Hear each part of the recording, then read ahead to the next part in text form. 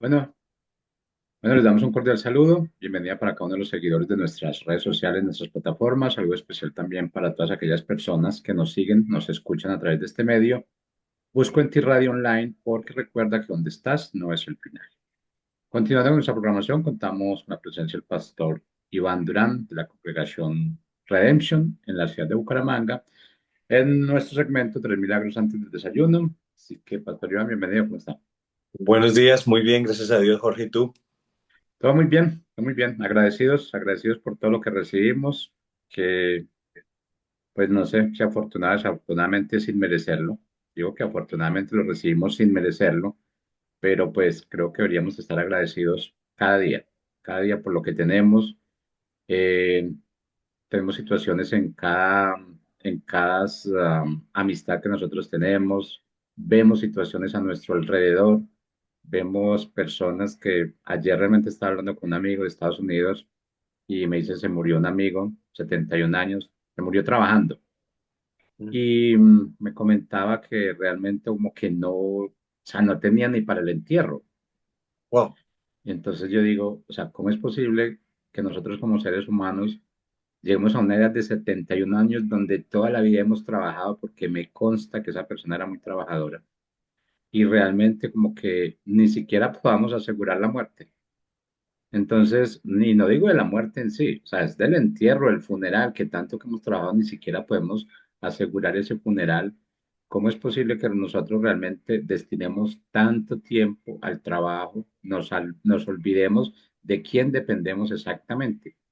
Y cuando pues nos damos cuenta, realmente yo creo que es hacer una reflexión.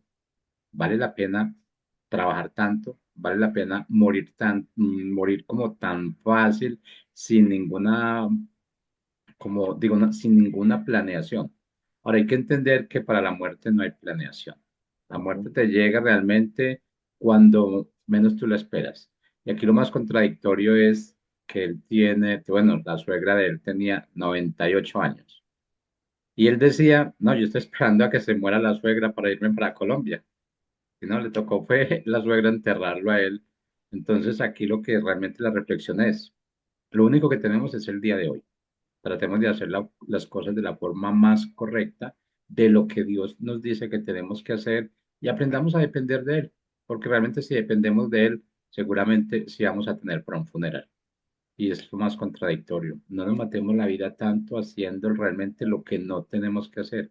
Dediquémonos a hacer lo que el Padre nos manda hacer, que Él nos orienta, que Él nos guía, que nos protege y aprendamos a depender de Él. Yo creo que es una reflexión muy, muy buena. Yo creo que cada una de estas cosas que uno ve es porque el Padre nos quiere enseñar algo a cada uno de nosotros. Totalmente, totalmente.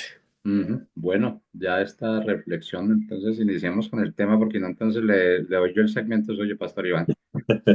Y me toca pasarle la parte del sueldo para usted. Así es.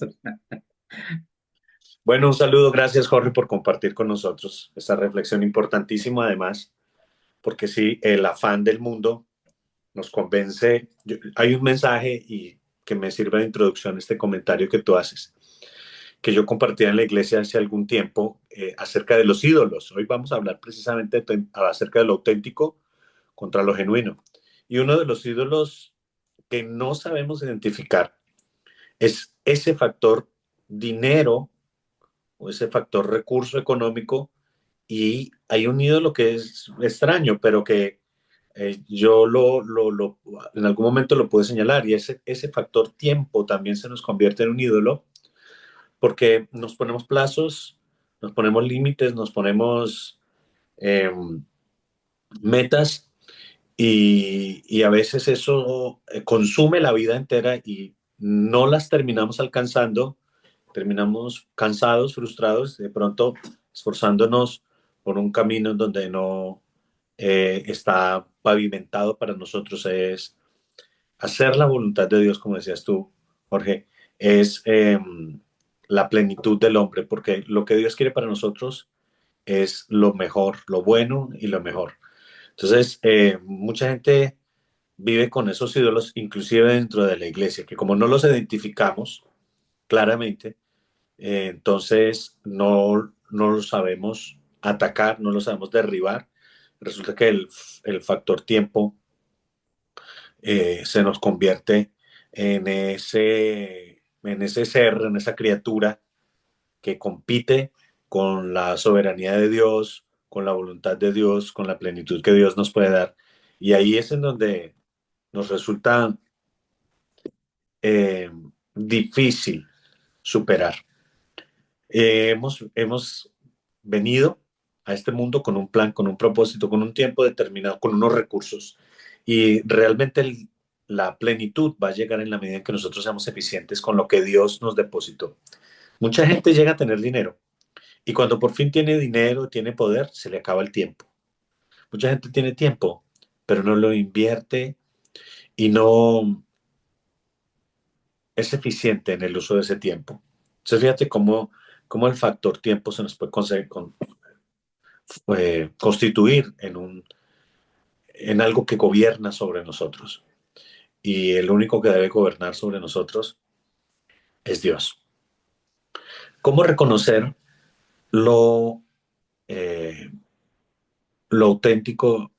¿Cómo reconocer lo genuino? Por supuesto, la única manera de poder desarrollar el discernimiento para reconocer lo genuino, estaba hablando acerca de en mi adolescencia, mm, mi niñez casi, habían algunos compañeros de mi colegio que estudiaba yo en un colegio muy sencillo, muy humilde, tenían los recursos para comprar la ropa de marca y otros solamente comprábamos imitaciones. Nosotros, los de las imitaciones, casi que no sabíamos distinguir el genuino, el auténtico, de las prendas que nosotros teníamos, porque tratábamos de comprarlos lo mejor, lo más idéntico para, para poder pasar desapercibidos de que no tenemos los recursos para comprar lo genuino. Pero en cambio el que era el dueño del genuino, ese sí se esforzaba y se esmeraba y sabía cuáles eran los detalles en el botón, en la costura, en el color del hilo, etcétera, lo que distinguía su prenda genuina y auténtica de las imitaciones de lo falso. Eh, la única manera de rechazar lo falso, la única manera de no ser víctima de falsificaciones es conocer plenamente lo genuino. Y parece muy obvio, pero cuando nosotros no hemos experimentado lo suficiente con Dios, cuando nosotros no hemos tenido una cercanía con Dios, es probable que muchas de las cosas que recibimos, que aceptamos acerca de Él, no sean correctas o sean falsas de plano. Vemos mucha manipulación en medio de la religión y es una pregunta que constantemente me hacen mucho. Estaba precisamente contándole a Jorge que visité un familiar suyo en Medellín ayer, antier, y me hacía unas preguntas bien interesantes acerca del reino de Dios. Son personas de fe, pero tuvieron una experiencia con Dios maravillosa y decidieron mover su fe, su estructura doctrinal hacia un lado más, al reino, dando un paso acercándose al reino de Dios, vamos a decirlo así. Y tenían muchas consultas. ¿Qué pasa con esto? ¿Qué pasa con aquello? ¿Qué pasa con lo otro? Porque yo que he sido un hombre de pocas manifestaciones emocionales, porque cuando llego ahora a la iglesia la palabra me impacta, me toca, me seduce tanto, me hace llorar o me hace reír. Yo decía, ¿por qué me pasa eso? Me preguntaba la persona, el amigo. Y yo decía, precisamente porque es que por mucho tiempo seguramente tu acercamiento de Dios o tu fe o lo que habías construido alrededor de la religión y tus creencias habían solamente sido ideas. Pero ahora que estás teniendo esta experiencia con la palabra, estás notando que la palabra te llega al alma, te llega a las emociones, te llega al corazón. ¿Y cómo te sientes mejor? ¿Con un conocimiento que no te provocaba ninguna experiencia, ningún cambio? ¿O con esta experiencia que te está trayendo sanidad, gracia, que te está trayendo liberación, te sientes descargado, te sientes más tranquilo, te sientes más feliz? ¿Aceptas inclusive las batallas las circunstancias difíciles y has venido prosperando en tus emociones, has venido sanando en tus emociones. Me dice, no, por supuesto, la experiencia de ahora, solo que me parece que ah, con- pensaba yo, comprendía yo que mi conocimiento sobre Dios era suficiente. Bueno, el único conocimiento sobre Dios que realmente vale la pena es el conocimiento eh, que se alcanza a través de la experiencia. Y esa experiencia con Dios nos conduce a poder determinar lo falso de lo verdadero, la imitación de lo genuino, lo auténtico eh, se demuestra o se sabe o se discierne porque se conoce. Si no conocemos, no experimentamos con Dios, no vivimos con Dios, no abrazamos a Dios, no nos llega al alma las experiencias con Dios, probablemente tengamos un conocimiento que no nos está transformando, nos está llevando a otro lado, a un avance, a una dimensión que es lo que queremos buscar, que lo que queremos seguir, una dimensión que procure el bienestar de otros y, por supuesto, el bienestar propio. La atractiva y dulce eh, oferta del placer, la atractiva y dulce oferta de los beneficios, de lo falso. Así es el mundo, esa es la oferta que hace. Nosotros los cristianos tenemos un ejemplo constante que utilizamos y le llamó Jezabel.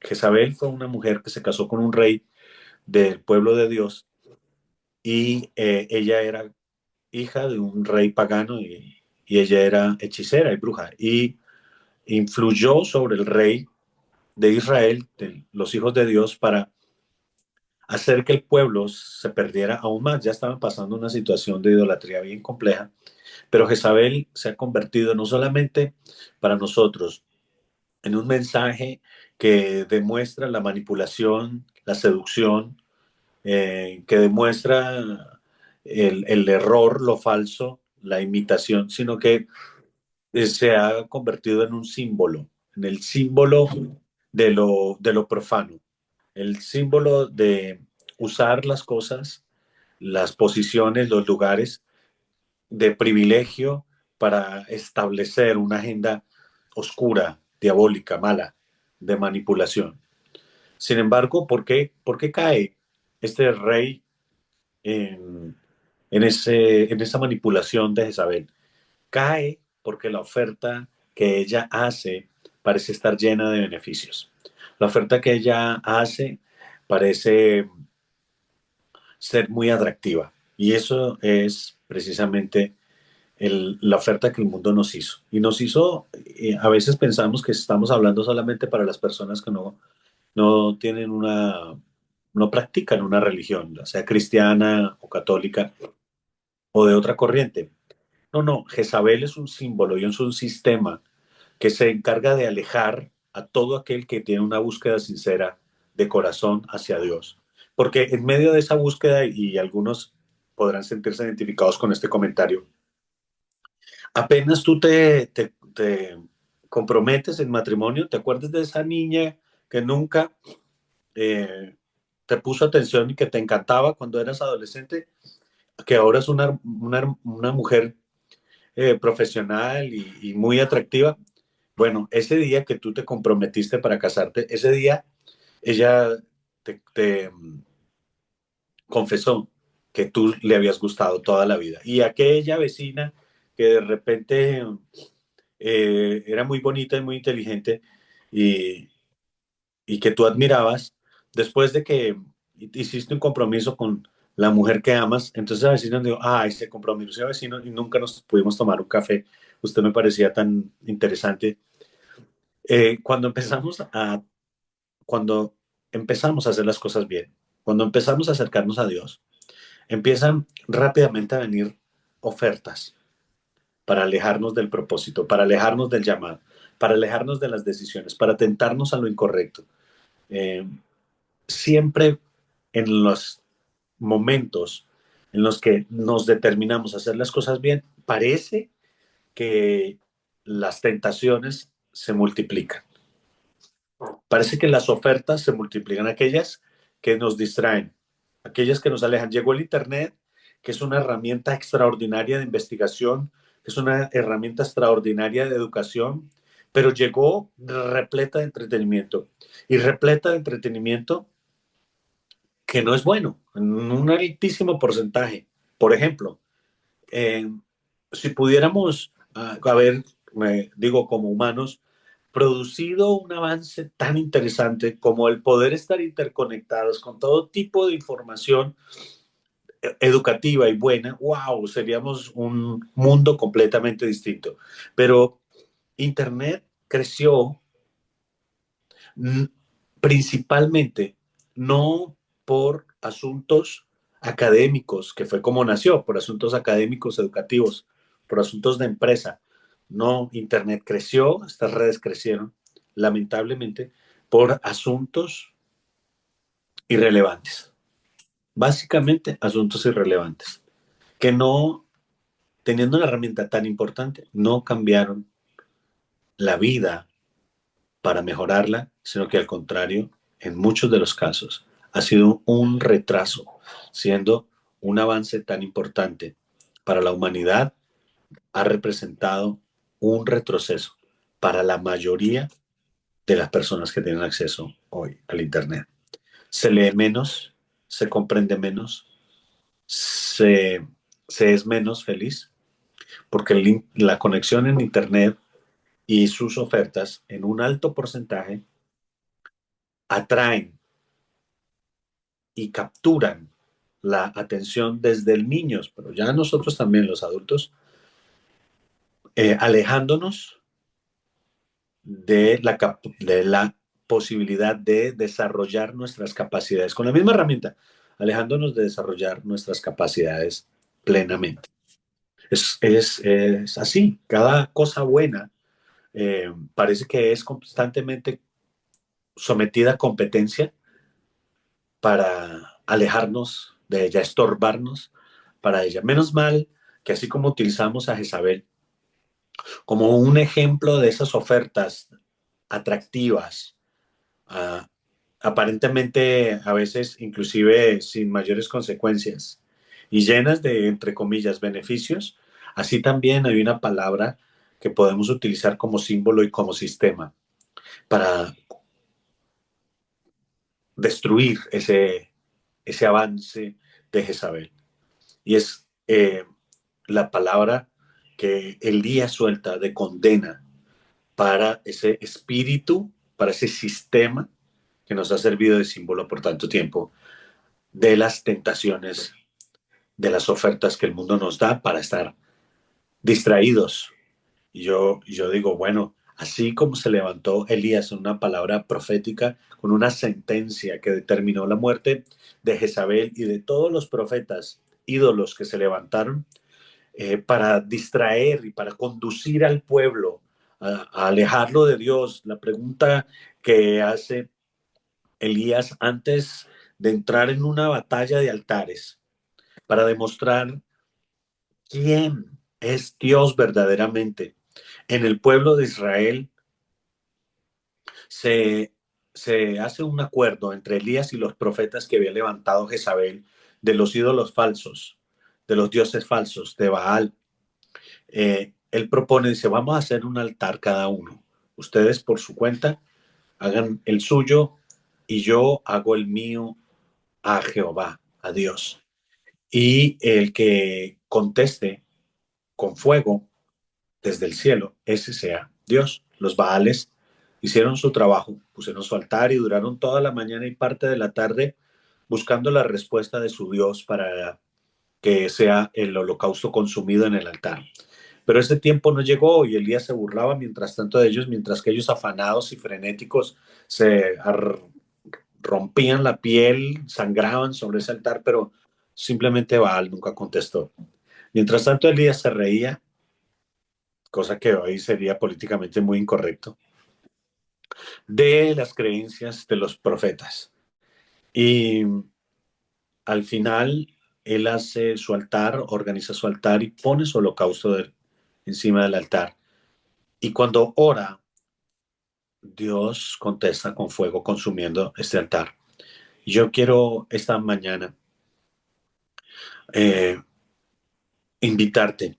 Mira, hay tantos ídolos, hay tanta manipulación y tanta oferta en el mundo y a veces hasta en la religión que nos alejan de Dios, que qué bueno es poder volver a esas palabras de Elías y decirle a Dios, por favor, consume el holocausto y respóndenos con fuego para que todo lo que es idolatría quede en evidencia, todo lo que es falso quede en evidencia, todo lo que es equivocado quede en evidencia y nosotros podamos ser libres de ese sistema.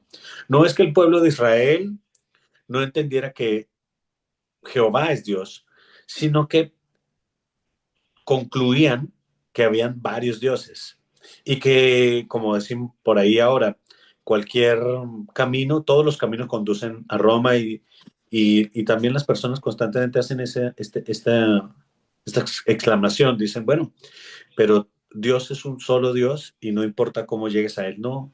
A veces llegamos a ídolos, a veces llegamos a errores, a veces llegamos a imitaciones y muchas de nuestras vidas se encuentran estancadas y de las de nuestros seres queridos se encuentran estancadas porque han tomado rutas equivocadas. No todas las rutas conducen al mismo destino. Eso es un concepto humanístico que suena bien, pero que no es correcto, no es verdadero. Es una oferta que suena bien, que parece atractiva. Construir una fe sobre mis propios conceptos parece atractivo, parece sano, pero es un error, porque realmente lo que importa es lo que Dios dispuso. Lo que importa es conocer a Dios, lo que importa es acercarse a Dios, lo que importa es reconocer lo genuino y lo auténtico, y la única manera es por comparación, por discernimiento. ¿Cómo vamos nosotros a poder señalar lo falso, la imitación, si no conocemos lo genuino, lo verdadero? Resulta bien complicado. No se me ocurre una manera en la cual podamos tener la distinción entre una cosa y la otra, si no es por la experiencia, por el conocimiento, por haber podido sentir, realmente palpar, realmente lo genuino. Es que lo falso se nos lo podamos reconocer, lo podamos identificar. ¿Recuerdas aquella ocasión cuando Jacob se presenta delante de Isaac vestido con la ropa de Saúl y Isaac, su padre, eh, le da la bendición del primogénito que le correspondía a su hermano mayor Esaú, porque es engañado por Jacob y su mamá por el disfraz que se pone? Pero hay una cosa, Isaac reconoce la voz de su hijo Jacob y que reconoce la voz de su hijo Esaú y cuando habla, nota que hay una diferencia. Nota que no es la voz, no son las palabras, no es lo que él está acostumbrado a escuchar porque sabe cuál es la voz de sus hijos, conoce la voz de sus hijos. Pero como él está perdiendo la visión, está quedando ciego, pide tocar a quien se está pasando por el primogénito. Y cuando lo toca y está vestido y disfrazado, inclusive él que reconoce las ropas, es manipulado porque encuentra que las ropas, que el vestido, que la piel se parece más a la de su hijo Esaú, el primogénito, con quien piensa que habla, que la de Jacob, aunque la voz no lo convence. Por eso hay que tener mucho cuidado si lo que la palabra de Dios dice que no toquemos, eh, lo tocamos, pues sí, probablemente esa falsedad, porque hay un alto nivel de disfraz en lo falso, en lo imitado, podemos ser confundidos. No sé si me hice explicar correctamente. Jacob falsamente consigue la bendición del primogénito de su padre Esaú, Isaac, perdón, robándole la primogenitura a Esaú, porque él se disfraza. Y aunque la bendición Isaac se la suelta a Jacob pensando que es Esaú, después Jacob tiene que luchar con un ángel para cambiar nuevamente su identidad, pues como engañador no va a poder recibir la bendición que Dios quiere disponer para él. Esas son los asuntos de Dios y esas son las cosas que nos mantienen no solamente leyendo la Biblia o cantándole a Dios, como algunos piensan que es todo lo que hacemos los cristianos evangélicos, sino que estamos buscando cada vez experiencias más profundas, cada vez discipulándonos mejor en la verdad del Evangelio y en las verdades eternas para poder evitar así ser mm, engañados por tanta imitación, por tanta falsedad, por tantas cosas que hacen buenas ofertas, entre comillas, pero al final lo que hacen es alejarnos del propósito de Dios. Empezamos esta conversación y este programa hablando con Jorge sobre su amigo de 71 años que murió trabajando, trabajó toda su vida y no pudo disfrutar de su familia, de su tierra, porque se había hecho un plan que no le salió bien, porque no correspondía a los propósitos de Dios y termina perdiendo no la vida en sí, porque bueno, sino la posibilidad de haber vivido mejor, disfrutar mejor.